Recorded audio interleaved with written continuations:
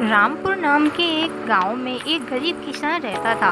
उसकी बीवी के गुजर जाने के बाद वो ही अपनी बेटी की परवरिश कर रहा था। वे दोनों खेत पर जाते और मिलकर खेत का काम किया करते थे। एक दिन शिल्पा खेत को देखकर बोलती है, पिताजी, इस बार हमारी फसल बहुत अच्छी हुई है। हाँ बेटी, इस बार की फसल बहुत अच्छी हुई है। यदि भगवान की कृपा रही तो इस बार की फसल से जो आमदनी होगी उससे तुम्हारी शादी कर देंगे। क्या पापा, आप भी हमेशा शादी की बात करते हैं? अभी तो छोटी बच्ची हूँ मैं। तू तो हमेशा तेरी छोटी बच्ची है, पर तेरी शादी तो मुझे करनी ही पड़ेगी ना। ये जालिम जमाना बड़ा खराब है बेटी। तभी वहाँ बारिश होने लगती और वे भागकर घर चले जाते हैं और दूसरे दिन खेत पर जाकर देखते हैं कि उनकी फसल पूरी तरह खराब हो चुकी है। यह देखकर वे दोनों बहुत दुखी हो जाते हैं। चाची, हमारी सारी फसल खराब हो गई है, अब हम क्या करेंगे? क्या बताऊं बेटी, मेरी तो सारे सपने ही टूट गए। क्या क्या सपने देखे थे मैंने इस बार की खेती से। और दोनों गांव की तरफ वापस चले जाते हैं और देखते हैं कि वहाँ एक पेड़ के नीचे पूरे गांव वाले जमा हुए हैं और कल की बारिश के बारे में ही बात कर रहे हैं कि इस बारिश ने तो सबकी फसल को बर्बाद कर दिया है। हमारी जो रोजी रोटी तो खेती पर ही आश्रित है, जो कि अब नहीं रही है। तभी गांव के एक वरिष्ठ दादाजी से एक व्यक्ति बोलता है कि दादाजी, अब आप ही कोई रास्ता दिखाएं कि अब हमें क्या करना चाहिए। मुझे लगता है कि हमें सेठ जी के पास कर्ज लेने के लिए जाना चाहिए। कुछ पैसे मिल जाएंगे तो उससे हम फिर से खेतों की जुताई कर पाएंगे। इस बात से सभी सहमत हो जाते हैं और गांव के जमींदार सेठ के पास जाते हैं। जाकर उनको सारी बात बताते हैं तो सेठ जी बोलते हैं, देखो भाई, मैं कर्ज तो दे दूंगा पर 5% ब्याज लूंगा। इससे सभी राजी हो तो बोलो।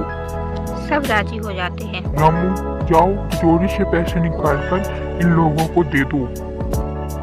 रामू पैसे लाकर गांव वालों को दे देता है और सभी लोग सेठ जी का धन्यवाद कर वहाँ से चले जाते हैं और अब पैसों से दोबारा से खेती करते हैं और इस बार भी फसल बहुत अच्छी होती है।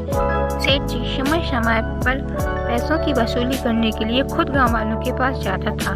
एक दिन शिल्पा अपने पिताजी से, पिताजी, इस बार अपनी फसल बहुत अच्छी हुई है ना, तो इससे जो आमदनी होगी उससे सेठ के सारे पैसे लौटा देंगे। बार 5% ब्याज देते देते मूल से ज्यादा पैसे दे चुके हैं, बस अब और नहीं देने। हाँ बेटी, तुम ठीक कह रही हो। दूसरे दिन सेठ वसूली करने कमल के घर पहुंचता है।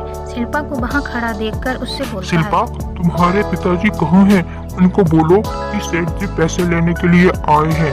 पिताजी तो घर पर नहीं है, वे खेत पर गए हैं। आप कल आ जाइए, मैं पिताजी को बोल दूंगी कि आप आए थे। सेठ शिल्पा के रूप रंग को देखकर उस पर मोहित हो जाता है और एक टक बस उसे ही देखता रहता है।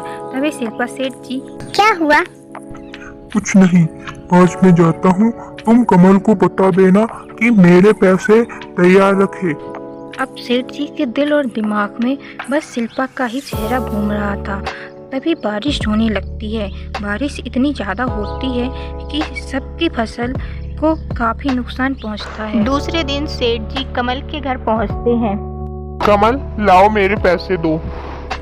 सेठ जी, इस बार तो मैं पैसे नहीं दे पाऊंगा। बारिश की वजह से फसल को बहुत नुकसान हुआ है। देखो कमल, अगर तुम चाहो तो एक तरीका है जिससे तुम मेरे पैसे नहीं देने पड़ेंगे। कमल, क्या तरीका है सेठ जी? आप बताएं, मैं अवश्य करूंगा। सेठ, देखो, यदि तुम चाहो तुम्हारी बेटी की शादी मुझसे कर दो, मैं तुम्हारे सारे पैसे माफ कर दूंगा। तुम्हें मेरा एक भी पैसा नहीं देना पड़ेगा। क्या? नहीं सेठ जी, मैं अपनी बिटिया की शादी आपसे नहीं करा सकता हूँ। आपकी उम्र तो देखिए। चलो, एक तरीका और मैं तुम्हें बताता हूँ। हम एक खेल खेलते हैं। मैं घड़ी में एक काला और एक सफेद पत्थर डालूंगा। यदि तुम्हारी बेटी ने सफेद पत्थर निकाला तो तुम्हें मुझसे शादी करवानी पड़ेगी अपनी बेटी की और तुम्हारे सारे पैसे माफ। और यदि काला पत्थर निकाला तो तुम्हें शादी नहीं करवानी पड़ेगी और तुम्हारे पैसे भी माफ। इस बात से दोनों बाप बेटी राजी हो जाते हैं और खेल खेलने के लिए तैयार हो जाते हैं। सेठ बहुत लालची और चालाक इंसान था, इसलिए वह काले पत्थर उठाने की नाटक करता है और दोनों सफ़ेद पत्थर घड़े में डाल देता है और काला पत्थर फेंक देता है। शिल्पा उसे यह करते हुए देख लेती और धैर्य रखकर इंतजार करती है चलो जाओ निकालो पत्थर। और घड़े से एक पत्थर निकालकर सेठ जी की ओर बढ़ती है। तभी गिरने का नाटक करते हुए जमीन पर गिर जाती है और वह पत्थर वहीं जमीन पर गिरा देती है। अरे ये क्या किया तुमने? अब कैसे पता चलेगा कि तुमने कौन सा पत्थर निकाला था? शेठ जी, मैंने काला पत्थर निकाला था। हम घड़े में देख लेते हैं कि उसमें कौन सा पत्थर बाकी है। यदि सफेद पत्थर उसमें निकला तो यह साबित हो जाएगा कि मैंने काला पत्थर ही निकाला था। सेठ उसकी यह बात सुनकर समझ जाता है कि उसकी भूल खुल चुकी है और उन दोनों से माफी मांगकर वहाँ से चला जाता है। कमल अपनी बेटी की समझदारी से बहुत खुश होता है और बोलता है कि आज तो तूने हमें बचा लिया, वरना वो लालची सेठ आज तो तुझसे शादी करके ही रहता।